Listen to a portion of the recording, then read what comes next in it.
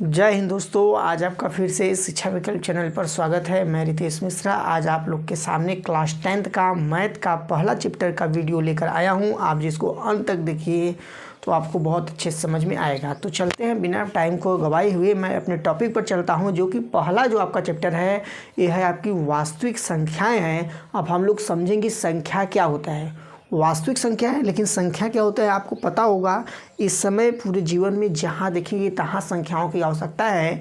तो संख्या को डिफिनेशन जो देना होगा तो आप कह सकते हैं जिन संख्याओं से या जिनसे हम वस्तुओं की गणना करते हैं, उसी को कहते हैं संख्याएं कहते हैं। अब देखिए, संख्या दो प्रकार की होती है। कितने प्रकार की होती है? दो प्रकार की होती है। एक संख्या होता है आपका वास्तविक संख्या और एक संख्या आपका होता है आभासी संख्या होता है।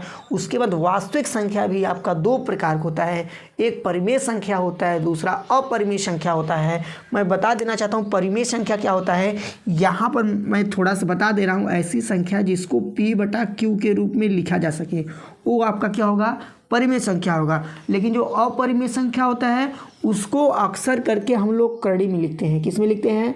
करड़ी में लिखते हैं। यदि करड़ी में कोई अभाज्य संख्या लिखा गया है, जैसे 5 हो जाए, 7 हो जाए, करड़ी में 7, करड़ी में 11 होगा, तो मतलब करड़ी में अभाज्य संख्याएं होती है, वहीं आपका क्या होता है? अपरिमेय संख्या होता है। पूर्णांक, अब जैसे कोई पूछेगा परिमेय संख्या कितने प्रकार की होती है तो बता सकते हैं पूर्णांक और भिन्न होता है। पूर्णांक में आप लोग जानते हैं धन पूर्णांक, ऋण पूर्णांक, मतलब +5, +10, +20 ऐसे करके आता है। फिर -10, -12, -15 ये ऋण पूर्णांक हुआ आपका। तो इसी प्रकार से आते भिन्न, तो जानते ही हैं क्या होता है, जिसमें अंश और हर होंगे वही आपके भिन्न होते हैं। तो हम लोग चलते हैं सीधा आपके टॉपिक पर। चैप्टर नंबर 1 प्रश्नावली नंबर 1.1 में चलते हैं। आप बस वीडियो को अंत तक बने रहिए। ये निम्नलिखित संख्याओं को अभाज्य गुणनखंड के, जैसे कह रहा है निम्नलिखित संख्याओं को अभाज्य गुणनखंडों के गुणनफल के रूप में व्यक्त कीजिए। इसका मतलब ये हुआ जो संख्या दी गई है, जैसे यहाँ पर पहला प्रश्न नंबर 1 का जो पहला क्वेश्चन आपका है 140 है। 140 है। आप भी किताब लेकर बैठे होंगे, किताब में क्वेश्चन को मैच कर लीजिए। इसमें क्या है? गुणनखंडों के गुणनफल के रूप में लिखा, मतलब जो इनका गुणनखंड करना है। तो हम लोग क्या करेंगे? 140 का गुणनखंड करेंगे। देखिए यहाँ पर जैसे हम लोग लिख लिए 140, अब इसका गुणनखंड करेंगे तो देखिए गुणनखंड मतलब ये संख्या 2 से कटेगा। 2 से कटेगा। कौन संख्या 2 से कटता है? जिन संख्या की इकाई के स्थान पर 0 हो, 2 हो, 4 हो, 6 हो, 8 हो, वो संख्या 2 से कटता है। तो यहाँ पर देखिए जब हम 2 से काटेंगे तो यहाँ पर आएगा 7 आएगा, 2 7 14, और यहाँ पर 0 आएगा। फिर देखिए इसको हम काटेंगे तो सीधा 2 से काटने के बाद संख्या आधा हो जाता है। तो 70 का आधा कितना हो जाएगा? 35। अब इस संख्या को मैं 5 से काटूंगा, तो जब 5 से काटूंगा तो यहाँ पर 7 आएगा। फिर यहाँ पर मैं 7 से काटूंगा, 1 आएगा। तो यदि 140 का अभाज्य गुणनखंड पूछा गया है तो इसको मैं लिख सकता हूँ 2 × 2 × 5 × 7, इस प्रकार से लिख सकता हूँ। यदि इसी को थोड़ा सा 2 देखिए कितने बार है? 2 बार है। तो मैं चाहूँ इसी को ऐसे भी लिख सकता हूँ 2 की पावर 2, 5 की पावर 5 कितने बार है? 1 बार ही है। तो 5 की पावर कुछ नहीं लिखेंगे, लेकिन रियल में 5 की पावर 1 होता है। सभी संख्या के पावर में 1 रहता है। और यहाँ पर देखिए हो गया 7 हो गया। अब देखिए दूसरा क्वेश्चन जो आपका दिया है, पहले क्वेश्चन का दूसरा पूछा है। इसमें कह रहा है कि आप 156 का गुणनखंड करिए। 156 का गुणनखंड करने के लिए कह रहा है। तो सबसे पहले हम देखिए 156 का गुणनखंड करेंगे तो 156 भी आपका किससे कटेगा? 2 से कटेगा। 2 से कटने का नियम आपको बताए हैं कि जिन संख्या की इकाई के स्थान पर 0 2 4 6 8 रहेगा वो संख्या 2 से कटेगा। तो यहाँ पर लिख दिए 2। अब मैं इसमें दे रहा हूँ भाग, तो 2 शते यहाँ 14 होगा। यहाँ पर 1 बचेगा 16 होगा, 2 × 8 16 होगा, मतलब यहाँ पर आपका आएगा 78। फिर ये 2 से मैं इसको काटूंगा तो यहाँ पर आएगा 3, 2 × 6 हुआ। यहाँ पर आपका 1 बचेगा, यहाँ पर कितना हो जाए 18, तो 2 × 9 18 39 हो जाएगा। अब ये संख्या जो है आपका किससे कटेगा? ये संख्या कटेगा आपका 3 से काट सकता हूँ। किससे काट सकता हूँ? 3 से काट सकता हूँ। देखिए 3 × 1 = 3 होगा, 3 × 3 = 9 होगा। कितना आया? 13 आया। अब फिर इस संख्या को 13 से काटूंगा, यहाँ पर आएगा 1 आएगा। तो मैं यहाँ पर लिख सकता हूँ कि 156 बराबर जो आपका होगा 2 × 2 × 3 × 13 होगा। इस प्रकार से होगा। तो यहाँ पर 2 कितने बार है? 2 बार, तो 2 की पावर 2 लिख सकता हूँ। यहाँ पर 3 कितने बार है? 1 बार, तो यहाँ पर 3 लिख दिया। यहाँ पर लिख दिया 13। अब चलते हैं प्रश्न नंबर 1 का ही तीसरा जो आपका क्वेश्चन दिया गया है कि 3825 का गुणनखंड करना है। 3825 का गुणनखंड करना है तो यहाँ पर लिख दिया 3825। अब देखिए इसका जब हम लोग गुणनखंड करेंगे तो ये संख्या किससे कट रहा है, 3 से चेक करना चाहते हैं, 3 से भी चेक कर सकते हैं।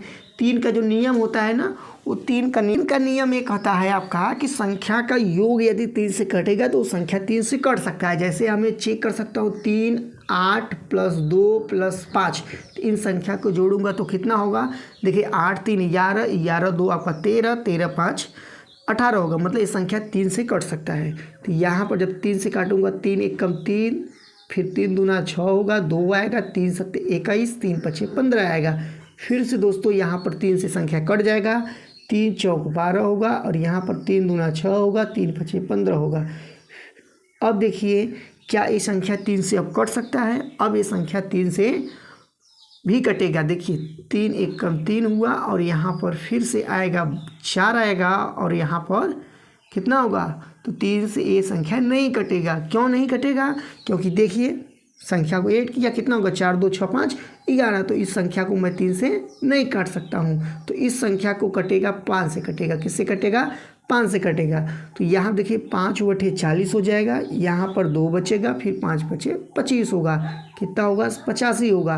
फिर संख्या को 5 से कट सकता हूँ तो कितना आएगा 17 आएगा। तो ये संख्या अब इससे कटेगा आपका 17 से कटेगा। तो मैं यहाँ पर 3825 के बराबर लिख सकता हूँ 3 गुणे 3 गुणे 5 गुणे 5 गुणे 17।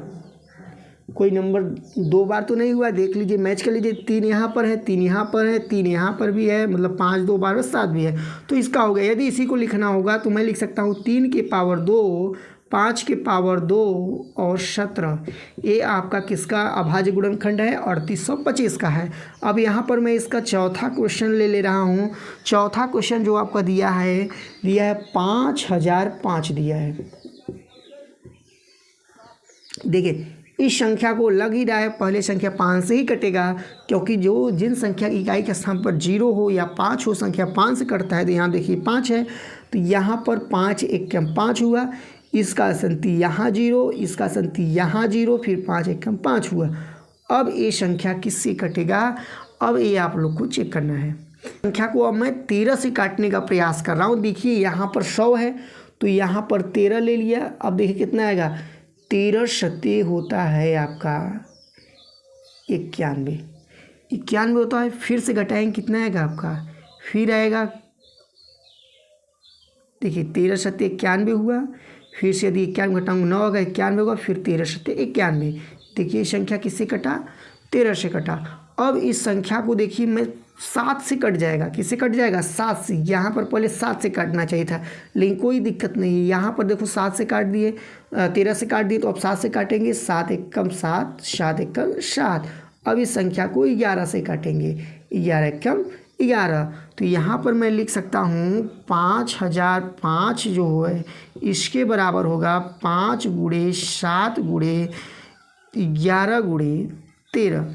क्वेश्चन इसमें बचा हुआ था जो कि क्वेश्चन था 7429 का। ये आप लोग के लिए मैं होमवर्क दे रहा हूँ, नोट कर लीजिए। 7429 का आप लोग इसका गुणनखंड करके बताइएगा कितना